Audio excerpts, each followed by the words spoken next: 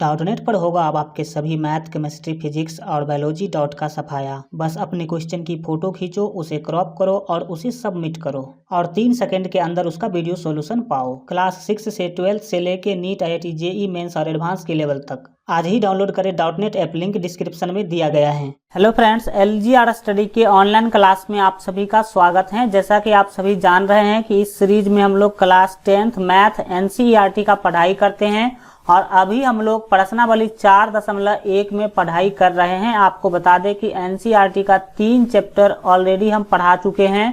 तो जो लोग अभी तक इस 3 चैप्टर के सभी वीडियो को नहीं देखे हैं तो आप इस चैनल के प्ले लिस्ट में जाकर जरूर देख लीजिएगा, क्योंकि दोस्तों यह 3 चैप्टर आपके एग्जाम के लिए काफी महत्वपूर्ण है। इस 3 चैप्टर के एक एक क्वेश्चन का जो है हमने डिस्कशन किया है, हमने उसको सॉल्व किया है। तो चलिए आज का क्लास स्टार्ट करते हैं। आज के क्लास में आपका जो है प्रश्नावली 4.1 का दूसरा क्वेश्चन से हम लोग स्टार्ट करेंगे, क्योंकि इससे पहले की क्लास में दूसरा का फर्स्ट क्वेश्चन हम लोग क्या कर चुके हैं, बना चुके हैं। तो देख सकते हैं यहाँ पर जो है आपका दूसरा क्वेश्चन यहाँ पर आ चुका है और दूसरा नंबर क्वेश्चन से आज का क्लास आपका क्या होगा, स्टार्ट होगा। और आज के क्लास में जो है आपको बता दें कि ये तीनों क्वेश्चन हम क्या करने वाले हैं, सॉल्व करने वाले हैं, जो कि काफी महत्वपूर्ण होता है और इसको सीख लेना आपके लिए काफी क्या है, जरूरी है। तो लास्ट तक जरूर देखिएगा, एक भी क्वेश्चन यहाँ से आप मिस नहीं कीजिएगा। देखिए हम NCERT पर जोर इसीलिए दे रहे हैं क्योंकि NCERT क्या होता है,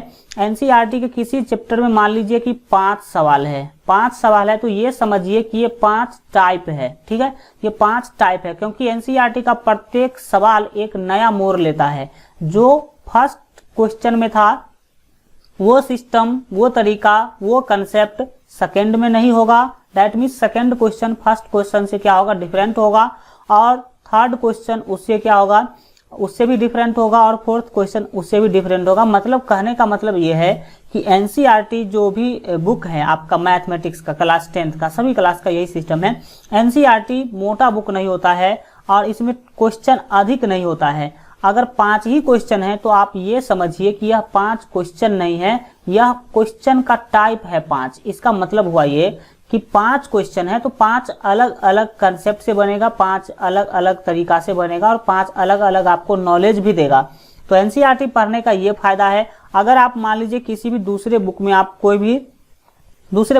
5 क्वेश्चन बनाते हैं टाइप 1 में, तो आपने एक टाइप का क्वेश्चन सीखा। लेकिन अगर आप NCERT पढ़ते हैं, 5 क्वेश्चन बनाते हैं, तो आप ये समझिए कि आपने 5 टाइप का क्वेश्चन सीखा। तो NCERT पढ़िए, ऐसा नहीं हम कहते कि भाई दूसरा बुक क्या है, अच्छा नहीं है और उसको नहीं पढ़ना है। पहले इसको पढ़िए, इसको पढ़ने के बाद आपको वो सारे के सारे बुक जो भी आप पढ़ाई करते हैं सब आपको क्या हो जाएगा, बन जाएगा। तो चलिए हम जो आपका दूसरा नंबर जो आप क्वेश्चन है उससे स्टार्ट कर लेते हैं क्लास को। जो लोग अभी तक LGR स्टडी का ऑफिशियल मोबाइल ऐप डाउनलोड नहीं किए हैं तो इस वीडियो के डिस्क्रिप्शन बॉक्स में मोबाइल ऐप का लिंक दिया गया है, वहां से जरूर आप लोग डाउनलोड कर लीजिएगा और वहां से आप लोग अच्छा से अच्छा तैयारी कर सकते हैं। वहां पर आपको प्रत्येक सब्जेक्ट का, सभी सब्जेक्ट का जो है मैट्रिक बोर्ड एग्जाम के बेहतर तैयारी के लिए सभी सब्जेक्ट का जो है वहां पर बहुत सारा जितना भी सब्जेक्ट है सभी का आपको जो है subjective question, objective question, quick revision notes, model set सभी आपको बिल्कुल फ्री में मिल जाएगा। तो दोनों मोबाइल ऐप डाउनलोड कर लीजिएगा, दोनों का लिंक इस वीडियो के डिस्क्रिप्शन में दिया गया है, जो लोग अभी तक डाउनलोड नहीं किए हैं वो लोग। तो चलिए अब क्वेश्चन को समझिए। दूसरा क्वेश्चन से हम लोग स्टार्ट करेंगे, क्योंकि फर्स्ट क्वेश्चन पिछले क्लास में हम लोग देख चुके हैं। तो सबसे पहले क्वेश्चन को समझिए। क्वेश्चन है 2 क्रमागत, 2 तो आप सभी जानते हैं और क्रमागत मीन्स होता है लगातार। तो आप इसको ऐसे भी पढ़ सकते हैं, 2 लगातार धनात्मक पूर्णांकों का गुणनफल 306 है, हमें पूर्णांकों को ज्ञात करना है। तो और यहां पर आपको जो क्वेश्चन में बोला गया था कि निम्न स्थितियों को द्विघात समीकरणों के रूप में निरूपित कीजिए। मतलब यहाँ जो दूसरा नंबर क्वेश्चन का जो 4 क्वेश्चन नीचे दिया गया है, इस स्थिति को आपको द्विघात समीकरण के रूप में व्यक्त करना है। ये लैंग्वेज के रूप में ये 4 क्वेश्चन आपको दिया गया है और इस चारों क्वेश्चन का द्विघात समीकरण के रूप में आपको चेंज करना है चारों क्वेश्चन को। ठीक है, तो यहाँ पर कंडीशन क्या दिया गया, फिर से क्वेश्चन को ध्यान से आप देख लेंगे। जो आपका क्वेश्चन नंबर 2 है वो देखिए। क्वेश्चन नंबर 2 बोला गया इसके द्वारा कि दो क्रमागत मतलब दो लगातार, धनात्मक मतलब जो प्लस वाला संख्या होता है उसको धनात्मक बोलते हैं। तो दो क्रमागत धनात्मक पूर्णांकों का गुणनफल 306 है। मतलब दो, कोई मान लीजिए कि लगातार दो क्रमागत धनात्मक पूर्णांक, इसको पूरा क्लियर समझिए क्योंकि जो समझ रहे हैं बच्चे वो तो ठीक है। क्या है? दो क्रमागत धनात्मक पूर्णांक। दो क्रमागत धनात्मक पूर्णांक का मतलब होता है, क्रमागत मतलब लगातार, जैसे मान लीजिए एक 25 है तो दूसरा 26, एक 25 है तो दूसरा 26, तो 25 और 26 क्या है? वो है दो क्रमागत धनात्मक पूर्णांक है। 25 और 26 दो क्रमागत धनात्मक पूर्णांक है। क्रमागत मतलब होता है लगातार है। देख लीजिए 25 के जस्ट बाद 26, तो इसको कहेंगे कि 25 और 26 जो है वो दो क्रमागत धनात्मक पूर्णांक है। और इसका गुणनफल आपको बोल दिया गया है कि गुणनफल है 306। तो इस कंडीशन में आपको क्या करना है? हमें पूर्णांकों को ज्ञात करना है। जिस दो संख्या को गुना करने के बाद 306 मिला है वो दो संख्या क्या है, यही आपको क्या करना है? बताना है। तो चलिए हम इस क्वेश्चन को सॉल्व करते हैं। जो भी लैंग्वेज वाला क्वेश्चन आपके सामने आए तो हम आपको पहले भी बता चुके हैं कि भाई आपको क्या करना है, जो निकालने के लिए बोला गया हो, जो निकालने के लिए बोला गया हो उसे ही क्या करते हैं? हम मानते हैं। तो यहाँ पर आपको निकालना है, पूर्णांकों को ज्ञात करना है, डेट मीन्स पूर्णांक निकालना है। कौन पूर्णांक निकालना है? तो दो क्रमागत धनात्मक पूर्णांक आपको निकालना है, जिसको गुना करने पर आपको क्या मिल रहा है? तो 306 मिल रहा है। वैसे दो संख्या आपको निकालना है। तो चलिए हम इसको सॉल्व करेंगे। हल्का ऊपर कर लेते हैं ताकि आपको सभी बातें क्लियर समझ में आ सके। चलिए क्वेश्चन भी आपको दिख रहा है यहाँ पर, और यहाँ पर अब आपका सॉल्यूशन भी दिखेगा। चलिए हम बढ़ते हैं आगे, ध्यान से सीखने की कोशिश करेंगे। सबसे तो फर्स्ट हम लिखेंगे हल, यहाँ पर लिख देंगे हल लिखेंगे। इसके बाद जो है हम देखिए जो निकालना है उसी को मानेंगे। तो लिखेंगे माना कि दो, है ना, माना कि दो क्रमागत धनात्मक पूर्णांक, इस टाइप से हम लिख ही देते हैं। लिखेंगे माना कि दो क्रमागत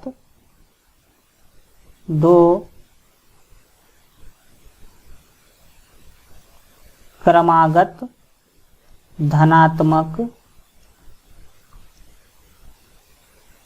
पूर्णांक, दो क्रमागत धनात्मक पूर्णांक, है ना। लिख देंगे दो क्रमागत धनात्मक पूर्णांक x एवं x प्लस 1 है, x एवं x प्लस 1 है। हमने मान लिया कि एक तो संख्या आपका x है और एक x प्लस 1 है, क्योंकि जब कभी भी कोई लगातार संख्या आपको लिखना होता है तो जो मान लीजिए कि आपने लिखा 5, तो 5 के जस्ट बाद जो संख्या आएगा वह संख्या प्राप्त करने के लिए आपको क्या करना होगा? तो 5 में 1 जोड़ना होगा, तब आपको मिलेगा 6। तो देखिए 5 के बाद जस्ट बाद 6 आया। तो कैसे 6 आया? तो आपने 5 में 1 जोड़ा तो 6 आया। तो इसीलिए हम अगर प्रथम संख्या x माने हैं तो दूसरा संख्या x प्लस 1 क्यों होगा? क्योंकि लगातार संख्या हमें लेना है। तो अगर पहला संख्या हम x मानेंगे तो दूसरा संख्या हमें लेना पड़ेगा x प्लस 1। क्यों x प्लस 1 लेना होगा? अगर वहीं पर x प्लस 2 ले लेंगे तो वो लगातार नहीं रह जाएगा। जैसे कि यहाँ आप देख सकते हैं कि 5 लिया हमने, 5 के बाद जस्ट लगातार संख्या हमें लेना था 6, तो 5 में क्या करना होगा? 1 जोड़ना होगा। इसी तरह से लगातार संख्या जब कभी भी लेने के लिए आपको बोला जाए तो जो फर्स्ट मानेंगे उससे एक अधिक लेंगे। कौन? तो सेकंड वाला संख्या। तो हमने लिखा कि माना कि दो क्रमागत धनात्मक पूर्णांक x तथा x प्लस 1 हैं। अब लिखेंगे प्रश्न से। अब आप नीचे में क्या लिखेंगे? प्रश्न से।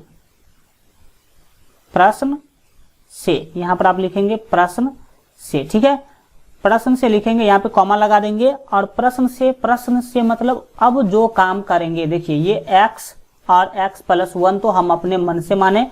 अब जो भी काम करेंगे वो किसके मन से करेंगे, तो क्वेश्चन के मन से करेंगे। तो क्वेश्चन में बोला जा रहा है कि दो क्रमागत धनात्मक पूर्णांक का गुणनफल जो है वो 306 है। गुणनफल 306 है, इसका मतलब कि दोनों को गुना करते हैं तो 306 पूर्ता है। इसका मतलब है कि जब आप x को और x प्लस 1 को गुना करेंगे तो 306 मिलेगा। तो यहाँ पर हमने तो पहले से ही लिख लिया है कि प्रश्न से, तो यहाँ पर लिखेंगे प्रश्न से x गुने x प्लस 1, x गुने x प्लस 1 कितना के बराबर होगा, तो 306 के बराबर होगा, ऐसा क्वेश्चन में बोला जा रहा है। यहाँ पर आप देख सकते हैं। अब आप कुछ भी नहीं करेंगे, आपका क्वेश्चन बन चुका है। आप केवल x से गुना कीजिए इस दोनों को। तो x से जब आप x को गुना करेंगे तो आपको मिलेगा x स्क्वायर, और फिर जब आप x से प्लस 1 को गुना करेंगे तो आपको मिलेगा प्लस x। और एक काम आप इस स्टेप में ही कर लीजिए कि या फिर अगले स्टेप में करेंगे। चलिए इसको दाहिने में 306 हम रहने देते हैं। फिर अगले स्टेप में आप क्या करेंगे, तो ये जो x है ये x स्क्वायर रहेगा, ठीक है, प्लस ये प्लस x रहेगा। दाहिने में है 306, तो 306 है तो उसको बाएं लाएंगे तो माइनस 306 हो जाएगा, माइनस 306 हो जाएगा। और बराबर में दे देंगे हम 0। बराबर में क्या कर देंगे, तो बराबर में 0 दे देंगे, क्योंकि बराबर में अगर दाहिने साइड कुछ भी नहीं बचा तो क्या बचा, 0 बचा। और यही आपका क्या है, फाइनल आंसर है।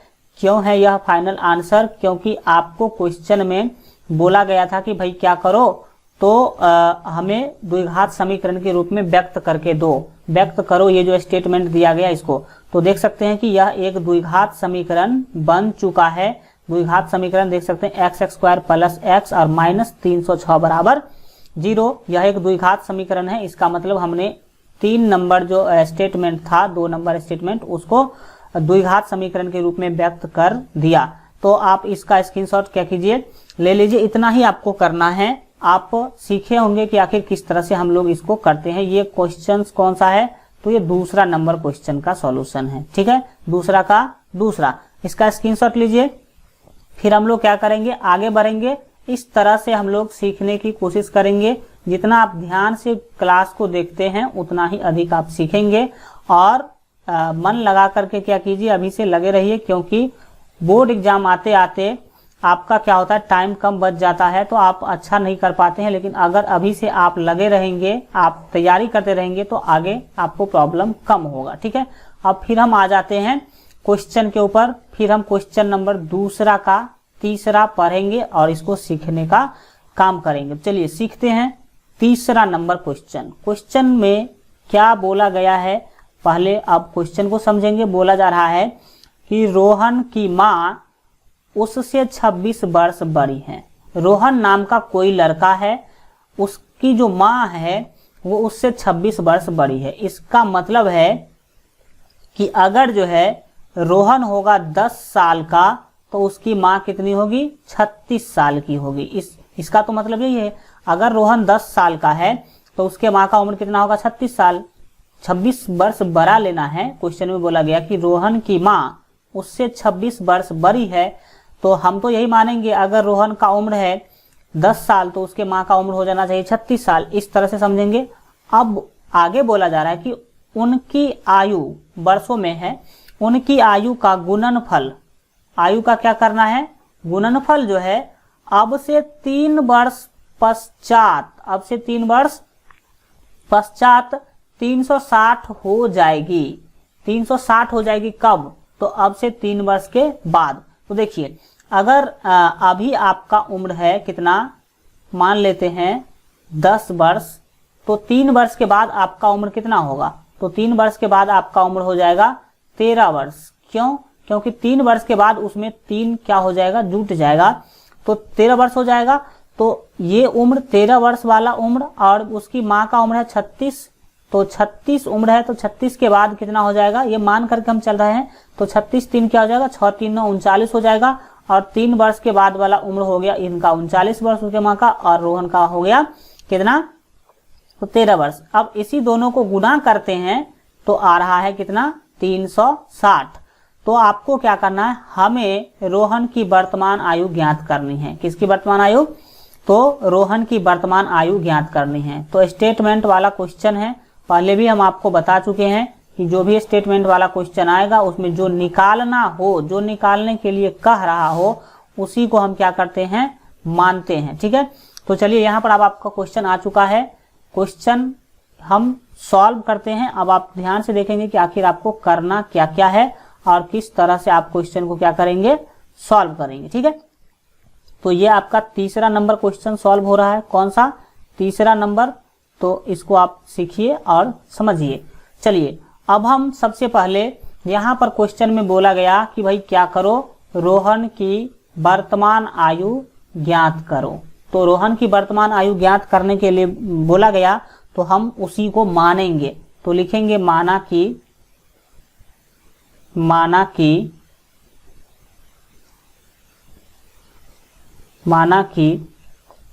है ना, रोहन की वर्तमान आयु, रोहन की वर्तमान आयु, रोहन की वर्तमान आयु, रोहन की वर्तमान आयु बराबर x वर्ष। x वर्ष हम क्या लिख देंगे, हम मान लेंगे कि भाई रोहन का वर्तमान आयु कितना है, x वर्ष है। तो अब उसकी माँ का कितना वर्ष हो जाएगा, तो लिखेंगे इसीलिए उसकी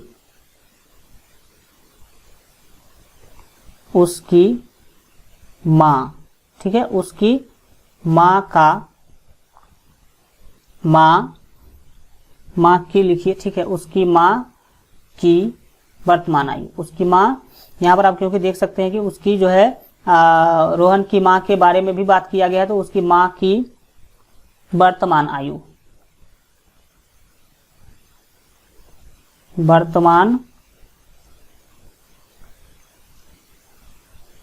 आयु बराबर। अब देखिए, हमने रोहन का वर्तमान उम्र माना x, तो उसके माँ का कितना हो जाएगा, कितना होगा उसके माँ का, उसके माँ का जो वर्तमान उम्र हो जाएगा वो हो जाएगा x प्लस 26, x प्लस 26 वर्ष। अब बोलेंगे सर x प्लस 26 वर्ष क्यों होगा, तो समझ लीजिए एक बार क्वेश्चन को फिर से, क्योंकि क्वेश्चन में बोला गया है कि रोहन की माँ उससे 26 वर्ष बड़ी है, रोहन से 26 वर्ष बड़ी है। और अगर आप क्या करते हैं कि रोहन का उम्र मान लेते हैं x वर्ष, तो रोहन के माँ का क्या हो जाएगा, उससे 26 वर्ष अधिक, तो 26 उसमें क्या करना होगा, आपको जोड़ना होगा।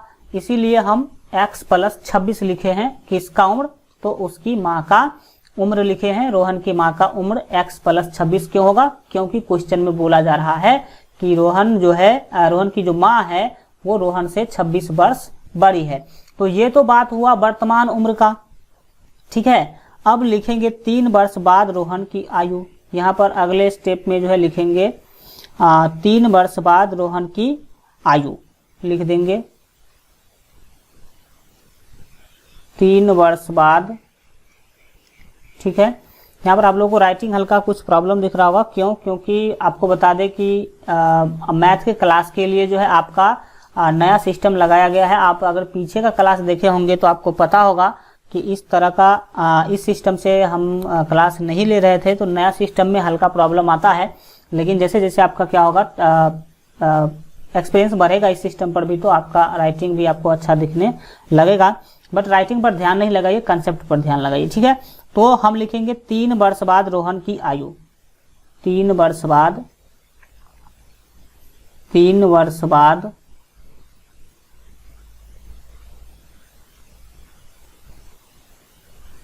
रोहन की आयु, रोहन की आयु।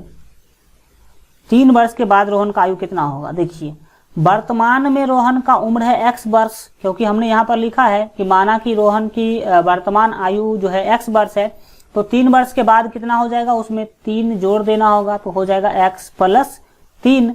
क्यों, क्योंकि आप सभी को पहले भी हम बताए हैं कि अगर आपका अभी उम्र है 10 वर्ष, तो 3 वर्ष के बाद आपका हो जाएगा 13 वर्ष, क्योंकि इसमें 3 क्या हो जाएगा, जुट जाएगा। तो इसी तरह रोहन का उम्र है x, तो 3 वर्ष के बाद उसका उम्र कितना हो जाएगा, x प्लस 3 वर्ष हो जाएगा। और तथा लिखेंगे, तथा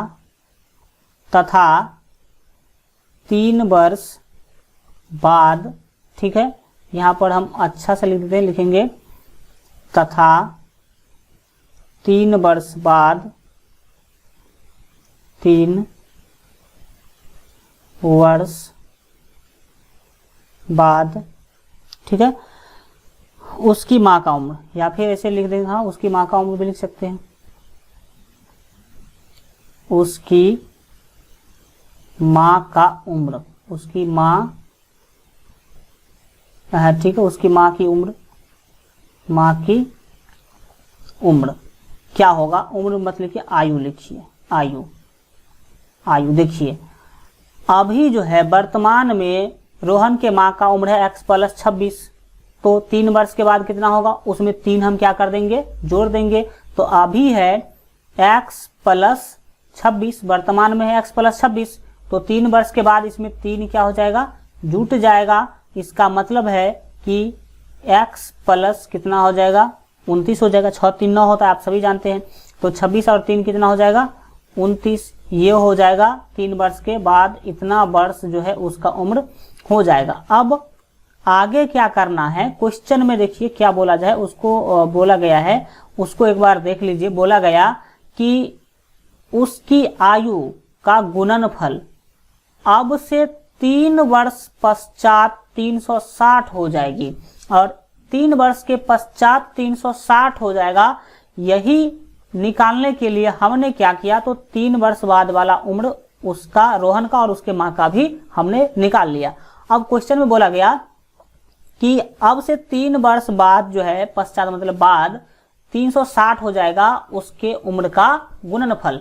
तो अगले स्टेप में हम लिखेंगे प्रश्न से, क्या लिखेंगे, प्रश्न से, ठीक है, प्रश्न से। तो प्रश्न में बोला गया कि भाई दोनों के 3 वर्ष बाद वाले उम्र को जब आप गुना करते हैं तो कितना मिलेगा, 360 मिलेगा। तो वही काम हम करेंगे। तो रोहन का 3 वर्ष बाद वाला उम्र कितना है, तो रोहन के 3 वर्ष बाद वाला उम्र को अगर आप देखें तो वो है x प्लस 3, कितना है, x प्लस 3 है, और उसके माँ का x प्लस 29 है, ठीक है। तो हम यहाँ पर उसको गुना करेंगे किससे, तो x प्लस 29 से, x प्लस 29 से गुना करेंगे, और बराबर में आपका कितना देंगे, 300, देख लीजिए कितना था क्वेश्चन में था 360, तो 360 देंगे बराबर में। क्यों, क्योंकि यहाँ पर गुणनफल के बारे में बोला गया था कि भाई गुणनफल कितना है, तो 360 है। तो हम यहाँ पर लिख देंगे 360, बराबर में लिखेंगे 360। अब आपका क्वेश्चन बन गया। अब आपको कुछ करने की ज़्यादा जरूरत नहीं है, इसको सॉल्व कीजिए, आपका आंसर हो जाएगा। चलिए, तो इसको जब आप गुना कीजिएगा तो देखिए हम गुना कर लेते हैं। पहले आप क्या करेंगे, तो x को बाहर कर लीजिए और फिर उसके सामने x प्लस 29 लिखिए, ठीक है। इसमें से हमने इस x को बाहर किया है और इसको हमने इसके सामने लिखा है। और जब आप x बाहर कर लिए तो प्लस 3 बचा, तो प्लस 3 को आप बाहर करेंगे और x प्लस 29 उसके सामने क्या करेंगे, लिखेंगे, और बराबर में क्या होगा, 336 होगा, बराबर में 336 नहीं 360 होगा, ठीक है। अब आप गुना कर लीजिए। तो गुना करेंगे तो x को x से गुना करेंगे तो x स्क्वायर होगा, फिर प्लस x को 29 से गुना करेंगे तो 29x होगा, और फिर प्लस x को 3 से गुना करेंगे तो 3x होगा, और 29 को 3 से अब आप क्या कर लीजिए, तो गुना कर लीजिए। तो क्या होगा, 9 तिया क्या होगा 27। अब यहाँ पर सबसे पहले प्लस ले लीजिए, क्योंकि प्लस प्लस को गुना करना है। तो 9 तिया क्या होगा 27 का हो जाएगा आपका 7, और हासिल कितना होगा, तो 2 होगा, और फिर 9 तिया 27 और 2 कितना हो जाएगा आपका, सॉरी यहाँ पे 9 तिया 27 होगा, 2 तिया 6 और जो हासिल बचा था 2, तो 6 2 कितना होगा 8 होगा, डेट मीन 87, कितना हो गया 87 हो गया। और बाएं ले आते हैं 360 को, तो माइनस 360 हो जाएगा, माइनस 360 हो जाएगा। अब आपके दाहिने में कुछ भी नहीं बचा, क्या बचा, 0 बचा। तो अगले स्टेप में आपको क्या कर लेना है कि जो आपका एक्स स्क्वायर है उसको सेम टू सेम लिख लीजिए और फिर देख सकते हैं कि 29x प्लस 3x, तो 29 और 3 कितना होगा, तो 29 और 3 हो जाएगा 32। तो हम यहाँ पर लिख देंगे 32x और फिर आप लिखेंगे माइनस, क्योंकि देखिए जब आप घटाएंगे 360 में से 87 तो देखिए माइनस कितना होगा, तो माइनस 273 होगा, क्योंकि आप जब घटाएंगे देखिए माइनस अधिक है तो प्लस वाले को उसमें से घटाना होगा। तो जब 360 में से आप घटाएंगे कितना 87 तो आपको मिलेगा 270, वो भी माइनस में। तो हम यहाँ पर लिख देंगे माइनस 270 और दाहिने साइड बचा 0, दाहिने साइड क्या बचा 0 बचा। और यही आपका क्या है फाइनल आंसर है। फाइनल आंसर यह क्यों है, क्योंकि क्वेश्चन में बोला गया था कि भाई क्या करो द्विघात समीकरण के रूप में व्यक्त करो। यहाँ पर द्विघात समीकरण के रूप में व्यक्त करके उसको हल नहीं करना है, केवल व्यक्त करना था। तो ये आपका क्या हो गया फाइनल आंसर हो गया x square plus 32x minus 270, यह एक कंप्लीट द्विघात समीकरण बन गया और इस तरह से ये आपका आंसर जो है होगा। चलिए इस दो क्वेश्चन को आप लोग अगर अभी तक स्क्रीनशॉट नहीं लिए तो स्क्रीनशॉट फास्ट ले लीजिए, फास्ट में इसका स्क्रीनशॉट आप लोग क्या कीजिए ले लीजिए। ठीक है, आज के लिए इतना ही रखते हैं। अगला क्वेश्चन काफी महत्वपूर्ण है, इसको हम अगले क्लास में कल डिस्कशन करेंगे। तो कल का जो क्लास है काफी महत्वपूर्ण होगा, काफी महत्वपूर्ण क्वेश्चन हम लोग देखेंगे, तो उसको फ्रेश से देखेंगे अगले क्लास में। तो इसका स्क्रीनशॉट ले लीजिए। आज के लिए इतना ही रखते हैं। आज का क्लास कैसा लगा आपको कमेंट के माध्यम से जरूर बताइए, और जो लोग अभी तक वीडियो को लाइक नहीं किए हैं वीडियो को लाइक कर दीजिए। और मोबाइल ऐप अभी तक जो लोग डाउनलोड नहीं किए हैं तो इस वीडियो के डिस्क्रिप्शन बॉक्स में मैट्रिक बोर्ड एग्जाम के बेहतर तैयारी के लिए जो है मोबाइल ऐप का लिंक दिया गया है, उसको जरूर डाउनलोड कर लीजिए। मिलते हैं अगले क्लास में, तब तक अपना ख्याल रखिए और LGR स्टडी देखते रहिए।